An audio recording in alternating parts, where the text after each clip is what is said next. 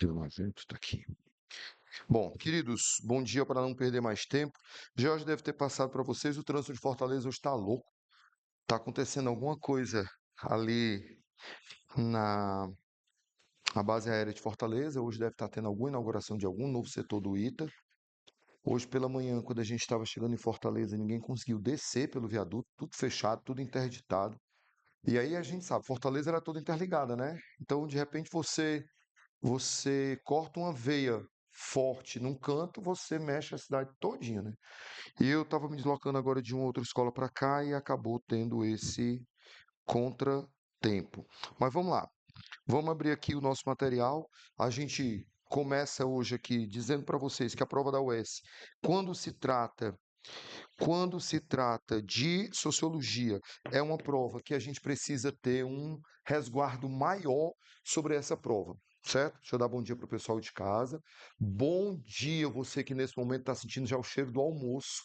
Eu não sei nem onde é que vai ser o meu hoje, mas para você que já está sentindo o cheiro do almoço, meus parabéns, né? Eu gostaria de estar no seu lugar, tá certo? Mas como eu não posso, eu estou aqui, certo? Olhando para você e dizendo, vai dar certo. A todo mundo que vai fazer aí nos polos do interior também, né, que já se deslocaram para as regiões próximas da onde vão estar fazendo prova, a gente está na torcida por vocês. Cada dia que passa, a UES se torna um vestibular mais forte nas nossas vidas, né? E assim, essa primeira fase ela é decisiva para o processo. Eu sei que os colegas já disseram isso. Não tem, e eu cada vez mais digo isso, não tem como você ir forte para uma segunda fase se você não tiver uma primeira fase forte. Professor, não diga isso que eu já fico estressado. Mas não fique não, você está preparado, certo? É só fazer as 5 questões amanhã de sociologia, né? Gabaritar essas questões. Alexandre, o que é que vem nas questões de sociologia? Vamos lá. Eu tenho dado essas dicas para todo mundo e é importante que a UES, você lembre que a UES, ela é uma prova progressista, não é isso? Se ela é uma prova progressista, você não vai para essa prova amanhã com a sua linha de pensamento pessoal, já que você é de direita, de centro, de lado, de cima, de baixo. Você tem que ir pensando como a UES, tá? Eu gosto sempre de dizer para os meus alunos vestibulandos que quando eu fui tirar minha carteira de motorista, na época você optava entre uma carroça ou você ficar no lugar do burro, né? Porque naquela época ainda não tinha. O carro que eu tirei foi um Ford T. Então, assim, quando a gente ia tirar a carteira de motorista, a gente tinha, o instrutor dizia isso pra gente, você vai fazer tal coisa. Gire o giro tantas vezes para um lado, olhe no retrovisor, não sei o quê, não sei o quê. E eu queria fazer diferente porque meu pai tinha me ensinado a dirigir. E o instrutor olhou para mim e disse assim: você é doido ou você é burro? Eu quero que vocês entendam que naquela época esse tipo de expressão a galera usava tranquilamente com uma pessoa desconhecida, sabe? E eu olhei para ele e fiquei na dúvida o que é que eu respondia, se era os dois, se era só um, qual era mais. Você é um lindo. É o Michael, gente, me mandando um beijo aqui. Eu já te espero que eu sou casado. Então, assim, então é interessante a gente colocar isso para vocês, porque vocês vão ter que fazer uma prova e eu vou dizer para vocês o que é que você vai marcar. Caiu qualquer opção defendendo os direitos humanos, é a opção certa. Caiu qualquer opção dizendo que existe uma luta do patrão contra o operário, você vai dizer que isso é correto. Porque a prova da UES, ela é uma prova progressista. Qual é a possibilidade de não cair Marx nessa nossa prova de amanhã? Zero. Aí o aluno chega para mim e diz: tio, nem caiu Marx. Caiu não, bebê? Não caiu Marx na tua prova. Não, mas caiu Escola de Frankfurt. E a Escola de Frankfurt é o quê, you can say, baby? Ela é Marx. Porque a Escola de Frankfurt, ela vai fazer uma nova análise, e isso é importante, porque ela vive caindo. Ela vai fazer uma nova análise da sociedade sob o cunho marxista. Entendo que Marx, em meados do século XIX, ele vai trabalhar uma teoria dizendo que o processo do operário não conseguir compreender sua situação é uma dominação ideológica que é mantida, regulada e estruturada pela igreja. Daí a crítica que o Marx fazia naquele momento à igreja, e a galera até hoje ainda não entende direito a crítica que ele vai fazer à igreja, que começa essa crítica em um livro chamado é, é, Crítica ao Direito Positivo de Hegel. Nesse livro é onde está aquela frase, né? Que todo mundo fala, Marx é contra a igreja, que ele diz que a religião é o ópio do povo. Ele diz isso ao final de uma análise gigantesca e que faz todo sentido ele dizer essa frase, porque naquele momento, quando ele escreve esse livro, ópio era a única coisa que se utilizava para neutralizar as dores, com base em um cara chamado Heine e com base em um cara chamado Hess, que já tinham falado essa mesma analogia em livros anteriores. Então, mas Marx era um crítico da igreja, mas porque a igreja criava um princípio de domínio ideológico naquele momento que fazia com que a população não percebesse as suas dores e a sua luta, que a gente só vai compreender isso numa reanálise de Marx, que vai acontecer em meados do século XX por um cara chamado Anthony Gramsci. Gramsci vai fazer uma reanálise de Marx e dizer que a revolução deve acontecer, especialmente na América Latina, deve acontecer tendo por base a religião, dando ênfase e força a isso. E o que detinha um indivíduo de fazer isso eram os meios de comunicação. E quem vai criticar os meios de comunicação enquanto forma de manutenção e a estrutura ideológica? O nossa escola de Frankfurt. É ela que vai criar todos os pontos e dizer assim: ei, os meios de comunicação estão atuando sobre a macroestrutura. Os meios de comunicação estão atuando sobre a macroestrutura. Tio, essas palavras são importantes para a minha prova de amanhã?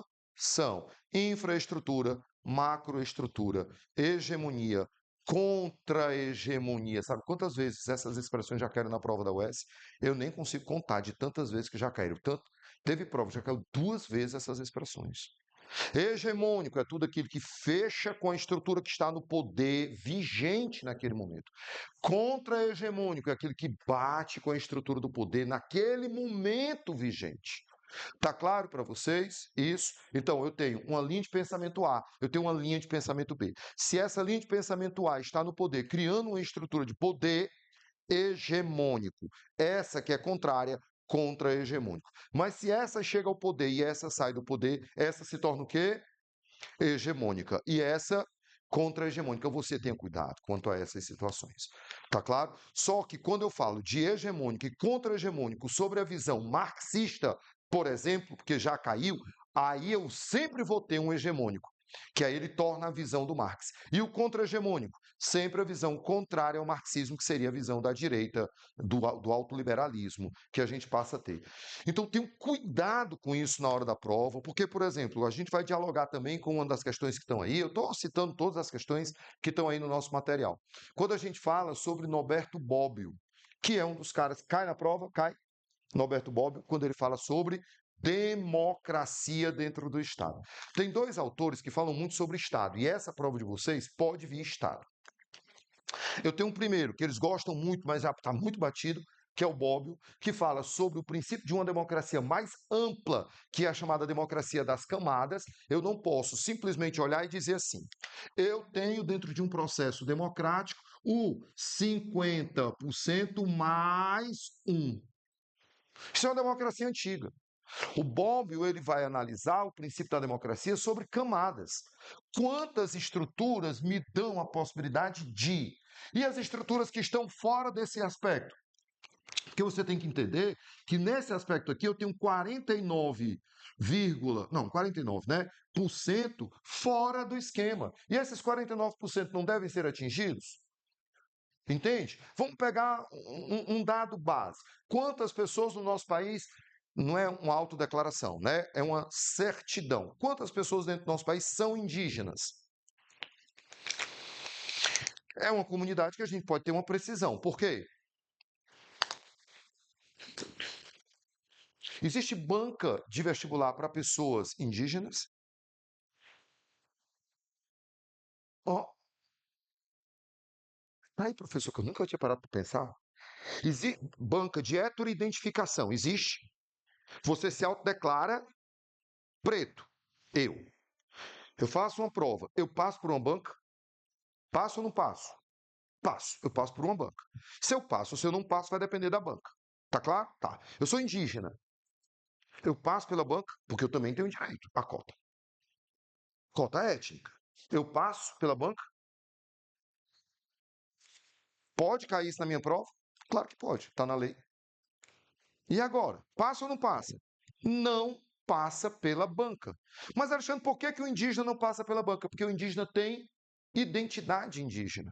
Ele é registrado como indígena. Para você ser indígena dentro do nosso país, você tem que nascer em uma comunidade indígena. Então, a tua certidão de nascimento e a tua identidade vem dizendo indígena. Então, você não precisa passar pela uma identificação. Está claro isso? Não, pessoal, só tirou minhas esperanças. Porque eu me identifico como indígena, por causa do meu cabelo, por causa do meu não sei o quê, meus antepassados, meu isso, meu... Ô, bebê, não é teu sangue aqui não, tá? Aqui não é the United States of America. Aqui é Brasil. Tá certo? Brasil com S. Então, aqui a gente faz a identificação do indígena pela identidade. E do preto, como eu, faz pela banca. E aí a banca decide se eu sou ou se eu não sou preto. Alexandre, cabe recurso? Tudo no mundo cabe recurso. Tá certo? Então, vamos imaginar quantas pessoas são indígenas dentro do nosso país. Isso, exatamente. 1%. Né? 1%. 1, alguma coisa por cento. Agora preste atenção, eu tenho 99% da população que não é indígena. Então eu devo fazer uma democracia esquecendo o indígena, né? A democracia direta? A democracia direta. Aí quem vem discutir esses fatores? O tio Bob, o tio Norberto Bob. Que ele passa a falar sobre camadas. Eu crio uma democracia que ela tem que ser majoritária, sim, mas mesmo ela sendo majoritária, ela não pode esquecer os subgrupos existentes dentro daquele país. Não pode esquecer os subgrupos que estão dentro dele.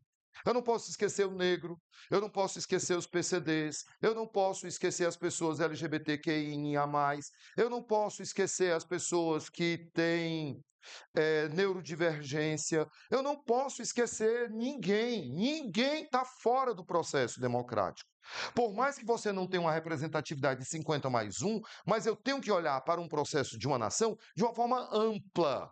Resolve questões na hora da prova? Sim. E um outro nome, Alexandre, forte para Estado e poder, que é uma das questões que vem forte nessa primeira fase, porque não é uma discussão que eu vou fazer sobre uma determinada análise, e é aí onde ela puxa toda a estrutura progressista da própria prova. É quando eu vou discutir as estruturas do Estado com um cara que agora eles estão trazendo esse cara muito forte, Thomas Humphrey Marshall.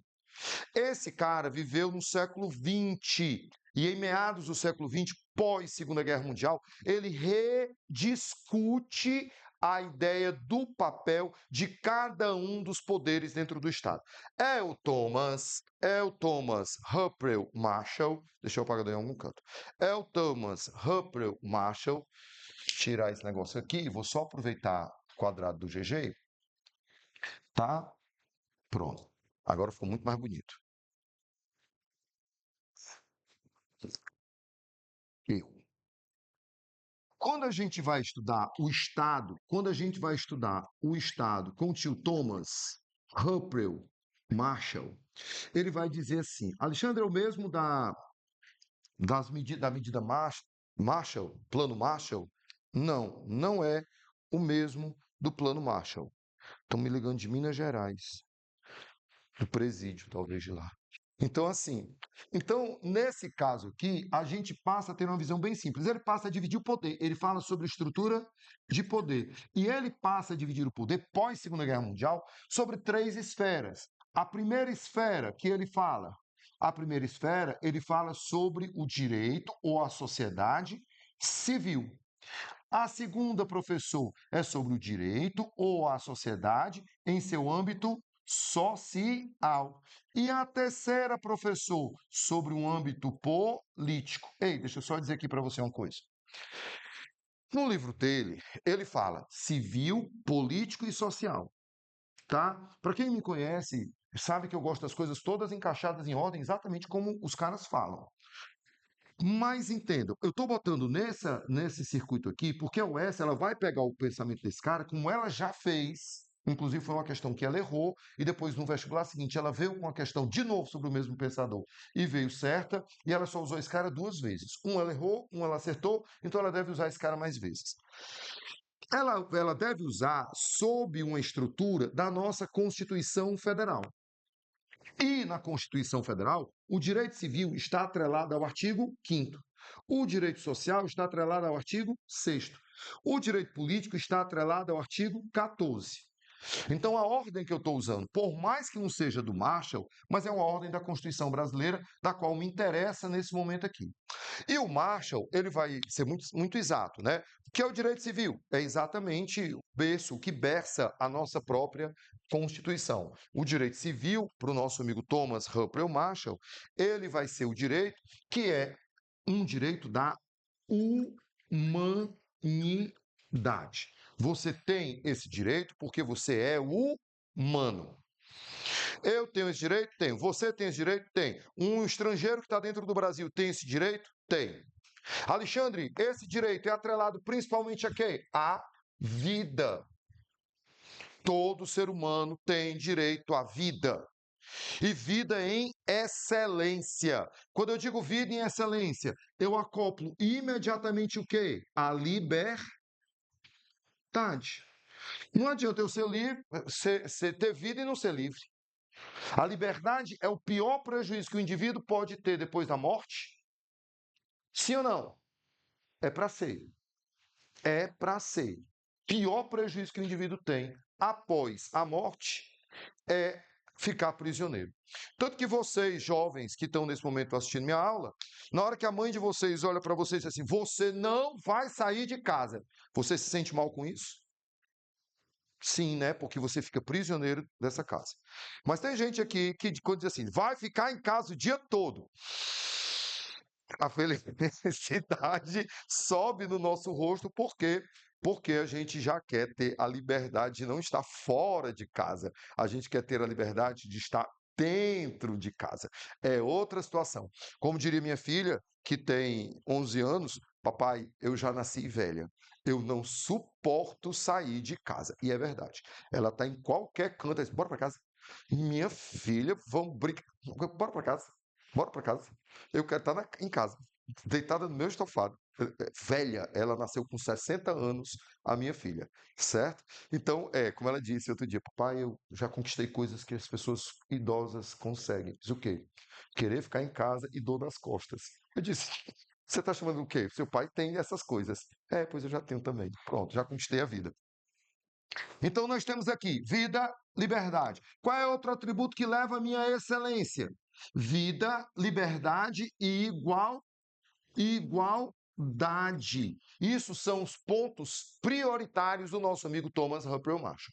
Certo assim? Então é isso, é assim que ele caracteriza a esfera do direito civil. No caso do Brasil especificamente, ele trata vida, liberdade, igualdade, segurança e propriedade como estrutura civil. De novo, vida, liberdade, igualdade, segurança e propriedade. Eu vou botar os outros dois pequenininhos, tá? Para vocês depois não pensarem que o Marshall está defendendo isso. Ele não está. Segurança e propriedade, eles são atributos do artigo 5º da Constituição brasileira. Mas do tio Marshall são esses aqui, porque ele também pode usar o tio Marshall em uma esfera mundial, porque ele também serve para a Constituição inglesa, ele também serve para a Constituição, a reforma dos atos constitucionais dos estados americanos, ele também serve para a França e tantos outros países que esse cara berça em suas estruturas constitucionais. Quanto ao direito social, Alexandre, o que é que nós temos aqui? Direito social são todos aqueles direitos que você tem por ter uma nação. Você tem uma estrutura de nacionalidade. É isso que você passa a ter aqui. E nesse aspecto mais específico sobre o atributo da nacionalidade, você passa a ter direito porque você é de um determinado canto. Então, no nosso caso aqui, e no que ele cita, por exemplo, as nações dão direito às pessoas pelo que as nações têm capacidade de dar. Mas a grande maioria trabalha com 2 pontos: a educação, e outro ponto que é muito forte que a galera trata é a saúde. É a saúde. O, I. Qual é a diferença entre saúde e vida? Hein, galega? Tá frio? Com mão no bolso. Qual é a diferença entre saúde e vida?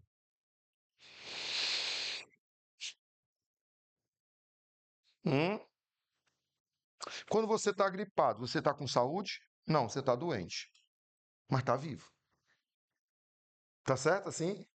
Então existe um grauzinho a mais. Fulano vai ser atendido em um hospital porque está em risco de morte. Risco de vida é quando você está para nascer. Você está em risco de morte. Então, nesse caso aqui, você é atendido em qualquer hospital. Você é um estrangeiro, está no Brasil, sofreu um atropelamento. Você está em risco de morte. Qualquer hospital tem que lhe atender? Sim, porque a nossa Constituição garante o direito à vida. Mas você sentiu uma dor que nos vazie, na pleura. E aí você sentindo mal e tal, aquilo pode lhe levar à morte? Não imediatamente. Então você vai ser atendido, você sendo estrangeiro pelo SUS? Não, porque você não tem direito à saúde, você tem direito à vida. São coisas diferentes. Então, por exemplo, uma cirurgia cardíaca. Quem banca a cirurgia cardíaca dentro do nosso país? Só o SUS. Porque você tem que entrar numa fila de, como é o nome? Transplante. Na fila de transplante. Então, só o SUS faz isso. Então, como ela é eletiva, processo, ela entra na saúde e não na vida. Estão entendendo a situação? Porque senão tu imagina, tudo quanto é estrangeiro que precisa pagar de 400 a 500 mil dólares por uma cirurgia lá fora, estava vindo para cá para o Brasil para poder fazer essa cirurgia.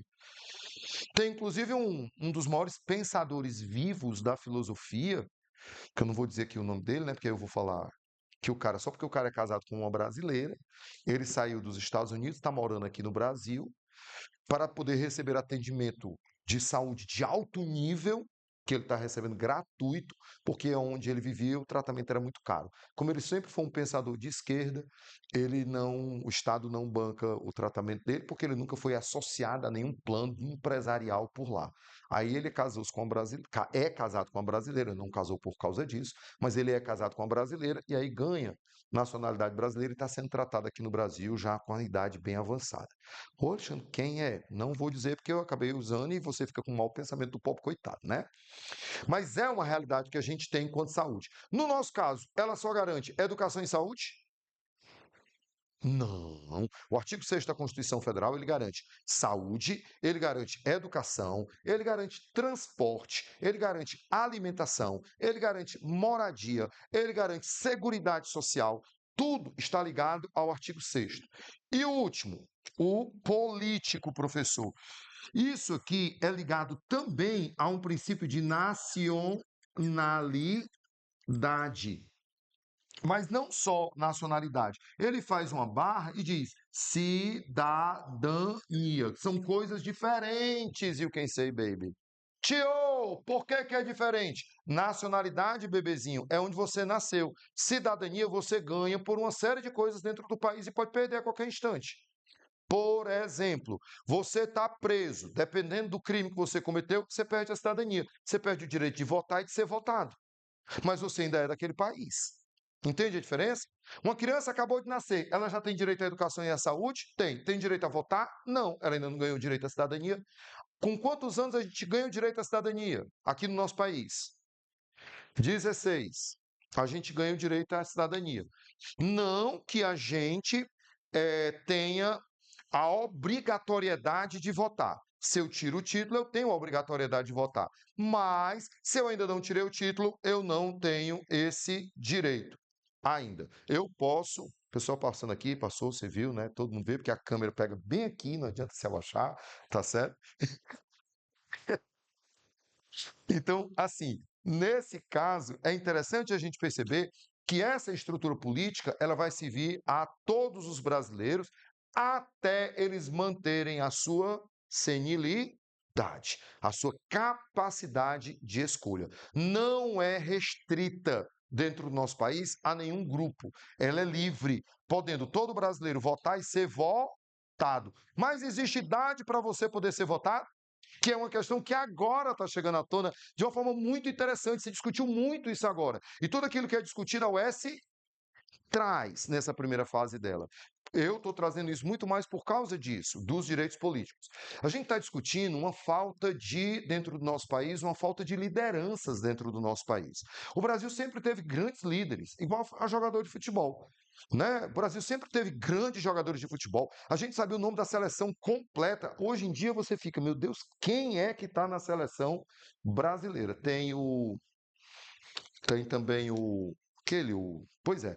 E aquele outro, né? Pronto. Ninguém sabe o nome dos jogadores da seleção. Pode, passa, minha filha. Dê um bom dia aqui pro pessoal, tá aqui. Ela que passou escondida foi essa moça aqui, tá? Então, assim, é, na verdade, uma situação na qual a gente não tem essas lideranças. E, de repente, tem jovens que estão aparecendo nessas lideranças.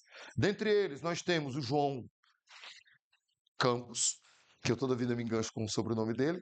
Eu tenho o Nicolas Ferreira, que são pessoas jovens que estão despontando dentro da política nacional. É interessante que quando eu falo, né, porque um, obviamente, é o oposto do outro, aí eu falo, tem gente que sorri quando eu digo um, tem gente que sorri quando eu digo outro.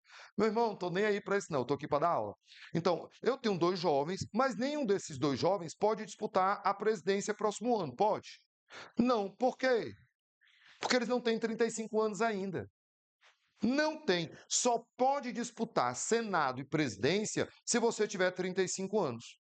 Tá certo? Eu, por exemplo, não posso, porque esse ano eu estou fazendo 32, né? De sala de aula. Então, assim, nesse caso, é interessante a gente perceber que a cidadania, ela tem, presta atenção, um início, não tem um fim obrigatório, e o percurso de você votar vai daqui até onde você achar que deve, ou achar que pode. Mas a participação de ser votado, eu tenho escalas para isso. 18 anos, prefeito, vereador, e aí ele vai nivelando o processo até a idade máxima aos 35 anos. Isso faz parte dos nossos direitos, que foram pensados, elaborados, erigidos, sustentados pelo nosso amigo Thomas Humphrey Marshall. Pronto, já resolvemos aí outro conjunto de questões. Tio, mas me dê mais uma questão certa da prova de amanhã. Certa da prova de amanhã, eu tenho as questões que falam sobre o nascimento da sociologia, que é o tema 1 da prova. O nascimento da sociologia e os clássicos da sociologia. E somados a isso, eu tenho um último tema, que é o chamado tema 11, porque a sociologia tem essa brincadeira. Elas são 5 questões e 11 temáticas para tratar nessa prova de amanhã. Boa é a filosofia, né? Porque a filosofia ela tem 5 temas, 5 questões. Olha aí, só o PIP. Vai lá, né, para filosofia, para ver o quão difíceis são os 5 temas que ela está colocando. Ela pega, filosofia antiga. Sim, meu irmão, filosofia antiga é 3 universos dentro de outro universo, né? Não sei não, como é que pode aquilo ali não. Só o Brasil que conhece aquela coisa todinha e teve hoje aqui com vocês, né? Mas repare o que eu quero dizer para vocês. Nós temos o tema 1 e o tema 11. O tema 1 fala sobre o nascimento da sociologia e clássicos da sociologia. O tema 11 fala sobre antropologia e sociologia brasileira. Aí eu vou dar o nome de todo mundo para você poder lembrar deles na prova de amanhã. Porque só em eu colocar o nome da galera, você obviamente já vai lembrar de um porrilhão de coisas que os caras pensam. Quando eu falo, por exemplo, sobre nascimento da sociologia, quando eu falo sobre nascimento da sociologia,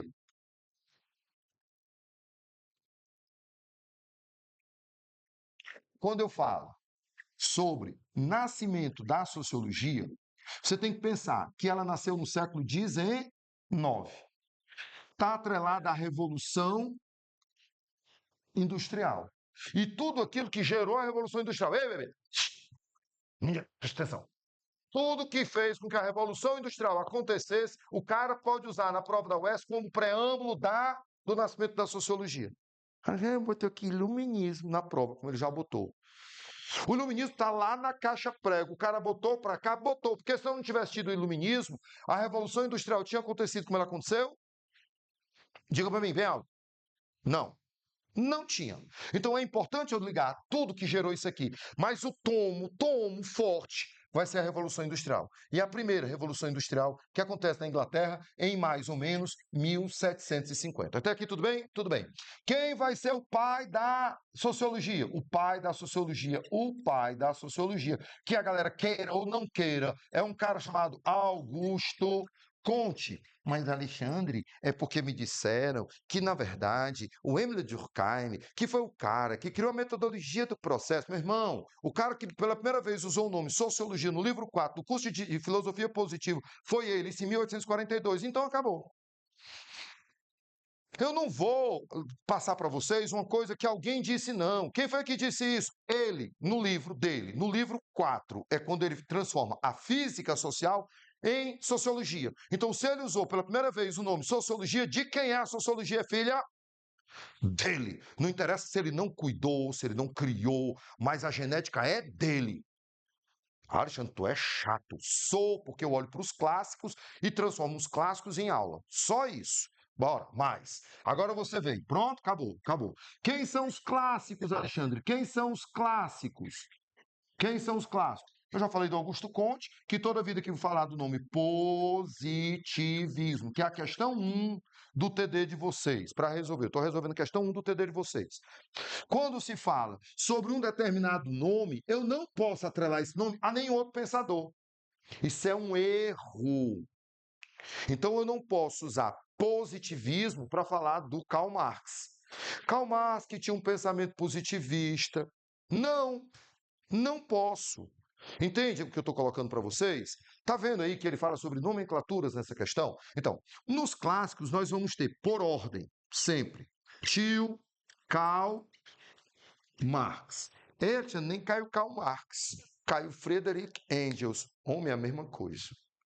Tá certo? É a unha e a cutícula. Os dois sempre estão juntos, até a morte do Marx, que aí o Engels continuou sozinho, e é ele, inclusive, que escreve, publica, né, o Capital Volume 2. Capital Volume 1 foi o Marx, Capital Volume 2 é o Engels, Capital Volume 3 são os seguidores deles, porque os dois já estavam mortos. Beleza? Karl Marx. Toda vida que eu falar de Karl Marx, qual é a palavra-chave do Karl Marx? Luta de classes.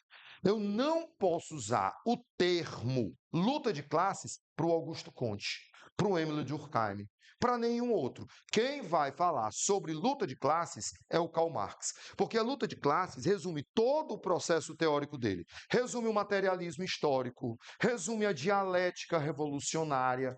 Tudo é resumido através do tio Karl Marx num processo chamado luta de classes. Porque na visão dele, só existem duas classes. Quais são elas? Opressor e oprimido. Acabou, pronto. Qual é o próximo, Alexandre? Pensador. O próximo pensador, pela ordem, nós vamos ter o Emile Durkheim. Ok? Esse vai ser ligado ao pensamento do Augusto Conte. É ele que vai criar o método da sociologia, ao ponto dele ter escrito esse livro, As Regras do Método Sociológico. Ele escreve isso. Por isso que muita gente diz que ele é o pai da sociologia. Porque foi ele que deu a regra da sociologia. Mas não é assim, não. É esse aqui é o pai. Então, o Emile Durkheim, ele vai ter palavras muito fortes. E tem uma coisa que eu acho, cá para nós, que vocês não digam para ninguém. Mas eu tenho quase certeza que amanhã cai trabalho na prova de vocês. Sei por quê. Tem uma coisa em mim dizendo, vai cair trabalho na prova de vocês. Mas, Alexandre, por quê? Não sei. Eu acho que essa discussão que está rolando agora, do 6-1, 5-2, eu acho que isso tem tudo para eles colocarem na prova. E cada um desses pensadores aqui tem uma visão específica sobre o trabalho? Tem. Então, eu vou botar todos eles, o principal, e ali na lateralzinha eu vou botar a visão de trabalho de cada um. Que é bem ligeirinho também, para na hora da prova você se ligar ao que é que esses caras pensam sobre o trabalho, que é uma das questões que a gente botou também. O tio Durkheim, então, ele fala assim, ele diz que a principal palavra dele é fato, fato social. Mas, professor, o fato social é aquilo que está posto, é aquilo que é determinado, é aquilo que é imposto? É. É aquilo no qual você não muda. É porque é. Por que que é? Dele agora, dos livros dele, tá? Presta atenção. O homem não cria a sociedade, ele a herda. Você pode brigar com uma herança, pode brigar com herança. Hã? Outro dia eu ia saindo de casa, a vizinha olhou para mim e disse, menino, tu tá andando igual o teu pai. Eu digo, já pensou se fosse igual o vizinho? Ela disse, Ave Maria, como tu é ignorante. Ignorante não, que eu estudei. Eu sou bruto, é diferente. É óbvio, turma, que eu tenho uma estrutura biológica que parece com a minha família, não é não? Eu vou parecer com quem? Com Brad Pitt. Mamãe, entende a situação? Eu tenho herança, eu não posso mudar minha herança. Eu não posso mudar minha herança. Você vai a um médico ou você vai ser médico, e uma das coisas que você faz é: você vai fazer exame de rotina? Sim. Algum familiar seu já morreu de ataque cardíaco? Ele não pergunta isso não para vocês, porque o meu pergunta. Quais são os problemas de saúde da sua família? Doutor, sou eu. Mas é porque existe uma herança genética que passa para você. O médico olhou para mim uma vez e disse: na sua família, quem é que tinha os olhos grandes? Eu digo: o que é que o senhor quer dizer com isso? Mas não, nada. Eu apenas estou fazendo uma pergunta. Entendi a sua pergunta. Dá para você ser mais explícito na pergunta? Não, Alexandre, por favor, me deixe ruim não na coisa. Tem, doutor. Tem. Meu tio tinha uns olhos desse tamanho. Fazia uma lente de contato dele de um farol de um Jeep. Então, assim, o fato social, ele é uma versão que você herda à sociedade. Então, você pode mudar? Não. Pela visão do Durkheim, a mulher votaria? Pela visão do Durkheim, a mulher votaria? Não. Por quê? Porque isso era uma ruptura daquilo que era normal dentro da sociedade. Geraria uma ruptura dentro da estrutura do Estado, que ele vai chamar de anomia. Você deve manter os fatos sociais, que tem 3 características básicas. Quais são elas? Coercitivo, exterior, generalista. São as 3 características que ele passa para a gente. Massa, massa, massa. Quem é o terceiro? Quem é o terceiro? Quem é o terceiro? Quem é o terceiro? Ele, o Karl Maximilian Weber, que a gente bota só Max Weber. Qual é a grande palavra do tio Max Weber? Eu vou botar bem aqui para você poder não confundir. Você sabia que a UES adora fazer questões confundindo um com o outro? Mas, bebê, ó, presta atenção aqui, por favor, para tudo que você está fazendo. Para. Olha para cá. E quando você está discutindo com o amor da sua vida, você olhe, você não pode falar isso, porque isso é um fato, está aqui. Está no seu telefone, isso é um fato. Muda. Por que não muda? Porque está posto. É um fato. Tem uma prova. Seu cão dos infernos. Fato. Entendeu? Não muda. Ação está em curso. A ação é aquilo que você espera que aconteça. E o que acontece pode mudar as estruturas? Pode. Homem, pelo amor de Deus, tome uma ação. Tome uma atitude, faça alguma coisa. Não fique esperando. Se mexa, movimente-se. Se você está fazendo a mesma coisa que fez ano passado, você vai obter os mesmos resultados. Você tem que ter uma ação, porque a ação cabe a quem? Ao indivíduo. A ação cabe ao indivíduo. E toda ação que o indivíduo toma muda a vida dele e a da sociedade. Muda? Muda a da sociedade. Por quê? O tio Alexandre quase não vinha dar aula hoje. Mudaria a vida de vocês se eu não tivesse vindo? Mudaria.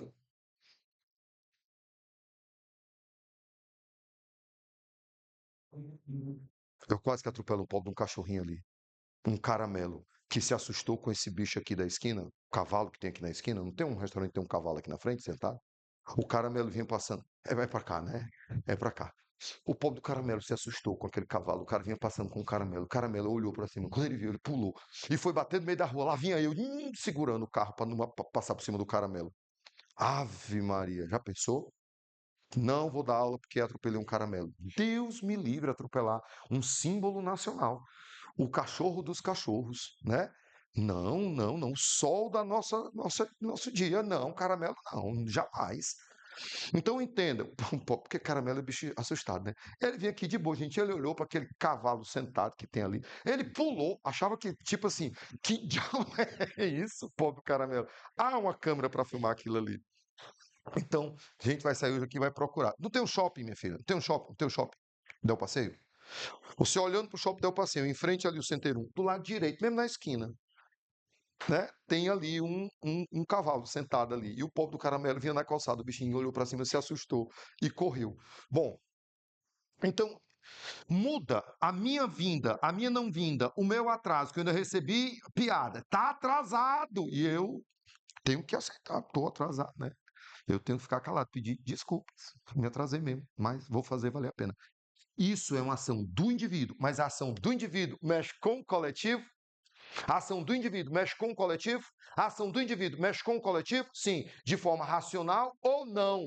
Porque as 4 ações sociais que ele fala, 2 são racionais e 2 não são racionais. Um é afetiva e a outra é tradicional. Ele sempre defende as ações racionais, a valores ou afins. Não me importa aqui. Show? Fechou. Fechou. Fechou. Mas Alexandre tem também o 11, que fala sobre antropologia e fala também sobre sociedade brasileira. O que é que seria que teria interessante? O que é que mais cai? Mais cai. Aí eu vou falar para vocês o nome de três caras. Tem muitos, mas a UES bate pesado em cima de 3 caras. E um deles que ela bate é confrontando com outro cara que está bem aqui. Então eu vou falar de 4 caras, tá bom? Vamos olhar para eles aqui. Número 1, que a UES é top das paradas de sucesso. Um cidadão chamado Gilberto Freire. Então bota aí. Tio Gilberto Freire. O tio Gilberto Freire, ele escreveu que livro? Isso. Tio Gilberto Freire escreveu Casa Grande e Senzala. Ele escreveu, tá certo? O tio Gilberto Freire, ele escreveu esse livro na década de 30. E ao escrever esse livro, Casa Grande e Senzala, na década de 30, havia um movimento nacional de se quebrar a ideia de raças separadas, tá? Para poder quebrar os primeiros sociólogos brasileiros, como Silvio Romero, Oliveira Viana, Euclides da Cunha. Então ele vem para quebrar um pouco essa visão. Esse cara estudou muito nos Estados Unidos, percebeu a estrutura americana de racismo, vem para o Brasil e diz: o Brasil não tem racismo, porque o princípio comparativo dele foi o princípio comparativo americano, onde a galera ela é separada mesmo. Festa de preto, festa de branco, roupa de preto, roupa de branco, carro de preto, carro de branco, é separado. Não existe esse, menino, eu sou um negão, vou olhar para aquela lourinha e não existe isso. Não existe isso. Aliás, eu estou dizendo, não existe. A conjugação está no presente ou no passado? Está no presente. Não existe isso. Não existe. Tá claro isso para vocês? Então, na hora que a gente olha, por exemplo, para o Denzel Washington, todo mundo conhece o Denzel Washington, o ator Denzel Washington, uma das maiores referências de atores negros americanos. Ele foi colocado para contracenar com uma atriz loura e ele disse que contracenava, desde que no processo deles trabalharem juntos, não houvesse nenhum momento que ele tivesse nenhum enlace amoroso. Porque ele não toca e não beija mulher branca. As fãs negras dele não gostariam de vê-lo beijando uma branca. E ele foi enfático no processo. Entendeu? Aí, isso é os Estados Unidos. Não era, é os Estados Unidos. Então eu quero que vocês entendam essa situação. Aqui no Brasil isso não acontece, acontece? Não. Vai para uma roda de samba para tu ver o que eu estou falando. Você não sabe quem você está beijando, irmão. Você está lá, o samba está truando e você, né? Meu Deus. Então, nesse caso, ele passa a dizer: o Brasil teve racismo? Não. Na visão dele, não. Em algum momento, o tio Gilberto Freire fala em democracia racial? Não, ele não fala disso em democracia racial. O tio Gilberto Freire não fala em democracia racial, mas ele diz que no Brasil não tem racismo. O que pode existir é preconceito. E que, na verdade, a mistura que aconteceu foi favorável para todos os lados. Ele não nega a história, mas ele diz que cada pessoa pode evoluir para onde quiser, vai depender das suas próprias atitudes. É o que aproxima ele ao pensamento weberiano. Ele não é weberiano, mas aproxima ele ao viés weberiano. Porque Weber, ele olha o histórico da pessoa, mas quem constitui o futuro é a atitude que o indivíduo toma dentro da sociedade. Quem é o próximo, professor? Quem é o próximo? O próximo cidadão que a gente fala aqui para vocês é um cidadão chamado pai do Chico Buarque. É o Sérgio Buarque de Holanda. Tio Sérgio Buarque de Holanda, qual é o principal livro dele? Raízes do Brasil. Vendo que eu estou escrevendo aqui embaixo, né? Raízes do Na hora que não me couber, o Bruno grita. Tá tranquilo, tá vendo como tu passou aqui embaixo? Todo mundo te viu passando aqui abaixado? Então, assim, raízes do Brasil. No livro Raízes do Brasil, no livro Raízes do Brasil, que ele trata, ele fala sobre o quê? Ele fala que o nosso país foi feito através de uma grande mistura e que essa mistura ele não vai caracterizar enquanto boa ou ruim, porque na verdade ele não está em busca de tentar identificar negro, branco, índio ou qualquer coisa desse tipo. Ele vai buscar, dentro do nosso país, aquilo que caracteriza o Brasil de uma forma única, que é uma característica que eu tenho, você tem, o cara do Rio Grande do Sul tem, o cara do Amazonas tem, o cara do Mato Grosso tem, o cara do Distrito Federal tem, não importa, ele vai buscar isso em todo canto. Todos nós temos um princípio que nos une enquanto povo, um tipo ideal brasileiro. Aí, tio Alexandre, o Sérgio pode ser dito como weberiano. Pode. O Sérgio pode ser dito como weberiano. E quando ele fala sobre o tipo ideal, ele está falando sobre o quê? Ele está falando sobre o homem, ele está falando sobre o homem cordial. Ele está falando sobre o homem cordial, que é o cidadão brasileiro que é afeito a rupturas éticas. E essas rupturas éticas favorecem a ele e a todos aqueles que ele envolve enquanto estrutura de amizade. Tem mais algum, Alexandre? Tem. Tem um cidadão que ele é antropólogo brasileiro, que escreveu o livro O Povo Brasileiro, chamado, vou botar aqui para cima, tá? Darcy Ribeiro. Esse cara é antropólogo. A antropologia é a ciência que estuda o quê? A cultura. Então ele é antropólogo. E esse caso, ele sendo um antropólogo, ele vai trabalhar sobre a perspectiva de existe um povo, mas existe dentro desse povo várias vertentes, porque não existe só uma cultura. Por ele ser multiculturalista, ele identifica o Brasil como, né, uma estrutura difusionista, como um mosaico. Somos um povo, mas cada povo tem suas características básicas, herdadas pelas necessidades constitutivas. Então, por exemplo, eu sou cearense, eu tenho as minhas necessidades constitutivas, sim, ainda que eu seja brasileiro, mas eu tenho as minhas necessidades constitutivas. Eu tenho minha alimentação? Sim, tenho minha alimentação. Eu vou sair daqui hoje, posso comer uma panelada? Delícia. Maravilha.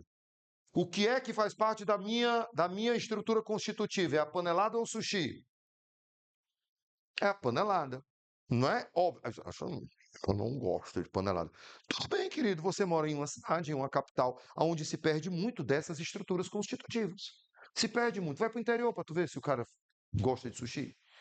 O cara, comer peixe cru, doido, né? Bota aí, cuscuzinho com ovo. Eita, e é bom. Então, nesse caso, tem gente aqui, meu irmão, que não acorda sem um cuscuz com ovo, não. A mãe faz a criatura acordar com o cheiro do cuscuz dentro de casa, né? A pessoa sai igual aqueles desenhos animados, para cima da panela com cuscuz, né? Então, é importante, muitas vezes, a gente perceber que cada povo, isso é Darcy Ribeiro, cada povo é constituído de sua própria essência. E essa essência tem a ver com o histórico formativo daquela pessoa. São teias que se ligam àquela pessoa para dizer quem ela é, identificando a gente. Identificando a gente. Não venha você me dizer que você, nascido e criado aqui no Ceará, não curte forró. Eu não gosto, porque eu gosto de música clássica. Bota um forró que tu começa. Se mexer. Né? Você sabe como é, você dança, você curte, você pode não querer ter isso como expressividade sua, mas você sabe exatamente o que é aquilo ali, porque é fator constituinte teu. Então é isso que o Darcy Ribeiro acaba nos alimentando. Alexandre, quem é o outro, quarta figurinha que você disse que está atrelada a outra pessoa? Quem é a quarta figurinha que está atrelada? Agora é importante, porque o cara sempre bota ele em face dele. Quando ele fala de Gilberto Freire, ele sempre faz uma oposição ao Gilberto Freire, com o maior crítico do Gilberto Freire, que é um cidadão chamado Florestan Fernandes. Ei, galera, esse nome tem caído muito na prova da UES. É um cidadão chamado Florestan Fernandes. que ele acaba sendo um nome forte. O tio Florestan Fernandes, ele tem uma linha de pensamento que é marxista e vai ser um dos primeiros caras a trabalhar sobre a perspectiva de dizer assim: a sociedade brasileira, ela tem que identificar as minorias dentro dela. Foi o primeiro cara que falou sobre a visão do negro em uma sociedade branca. Eu me arrepio. Gente, parou. Foi o primeiro cara a trabalhar sobre um negro em uma sociedade branca. Eu vou dizer de novo, porque isso é muito forte. A história do negro na sociedade branca. Como é teu nome, princesa? Larissa. Primeiro de tudo, Larissa, eu quero dizer que seu cabelo é muito bonito. Segundo, se você tivesse nascido há 30 anos atrás, você já tinha alisado. Porque a sociedade branca não permite o seu cabelo. Eu tenho uma colega professora de biologia que eu quero um bem danado para ela, que foi uma das primeiras pessoas a romper com essa estrutura e deixar o cabelo dela cacheado. Enquanto todo mundo fazia chapinha, ela deixava o cabelo cacheado. E era uma frase dela, que ela sempre dizia isso: professora Rosana, um abraço para a senhora. A senhora é um ícone para mim sempre. E ela diz: em terra de chapinha, quem tem cacho é rainha. E eu achava lindo os cachinhos dessa colega, certo? Então, eu acho que houve uma ruptura, e não faz tanto tempo, que essa ruptura permite que você tenha essa identificação dentro da sociedade. Que o cabelo cacheado, que o cabelo black power, ele tenha seu valor e ele seja belo dentro da sociedade. Ele seja uma identidade que você traz com você, naquela mochila da Dora Aventureira, que vai contigo e tem tudo aquilo que você precisa para viver dentro de uma sociedade. Mas o primeiro cara a falar sobre um branco na sociedade negra foi o nosso amigo aqui. Isso na década de 60, na década de 70, em plena ditadura militar. O Florestan, ele foi voz dos negros que eram obrigados a serem brancos, ter o cabelo alisado, ter a camisa de manga para não mostrar a cor, ter feições como eu próprio, negro dentro de uma sociedade, ouvi tantas vezes dentro da nossa sociedade. Você é um preto de alma branca. Você é um preto com feições brancas. Você não é tão preto assim, seu cabelo é liso.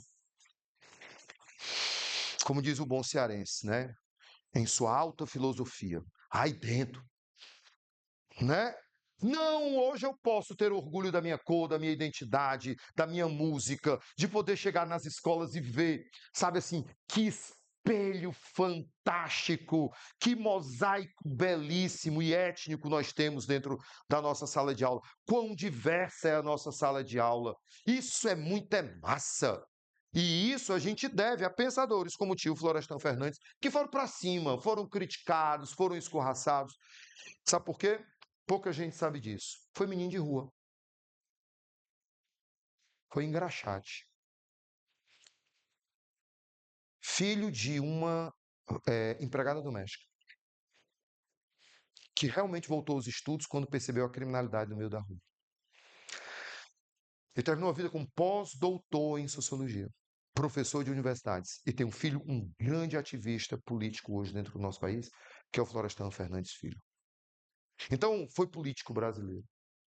É um exemplo de que como a educação pode tirar você de âmbitos lá de baixo e colocar você em uma postura digna dentro da sociedade. Meus amores, eu sei que eu cheguei atrasado hoje, mas nossa aula também já passou do tempo que deveria ter sido, mesmo com o atraso. A gente já passou dos 50 minutos de aula. Eu queria desejar a vocês uma excelente prova, mas antes de vocês saírem, eu fiz uma promessa e eu gosto de cumprir todas as minhas promessas. Karl Marx acredita que o trabalho é uma exploração, que o operário não vê o lucro daquilo que ele produz.